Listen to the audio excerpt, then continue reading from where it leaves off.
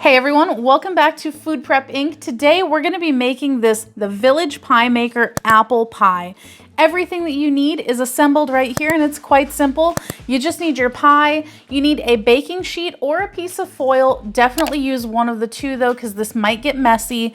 And then some scissors to open this bad boy up. Now first thing you're going to do is preheat your oven to 350 degrees Fahrenheit. Then we're just going to get this thing open and put it on our baking sheet.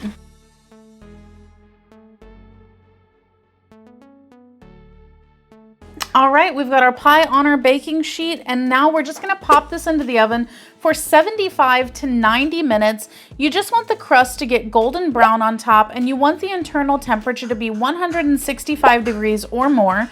So I'm gonna put mine in the oven and we'll come back and I'll let you know exactly how long it took in my oven. If you'd like to support this channel, the easiest way to do that is using our Amazon links the next time you shop there. All right, everyone, it's been exactly 95 minutes. Now, I suspect it was done around 90 minutes, but I did need to get a little bit more color on top. So we're just gonna go ahead and confirm with our temperature and make sure that the internal temperature is above 165. All right, we have reached that. So our pie is all done. This is it, completed.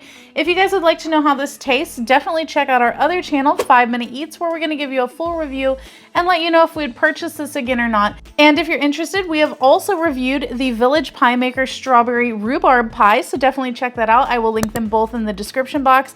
But in the meantime, don't forget to hit that subscribe button and we'll catch you next time. Bye. All right, guys, that's the video. If you like what we're doing here, definitely check out our other channel, 5 Minute Eats, and don't forget to give us a like and subscribe.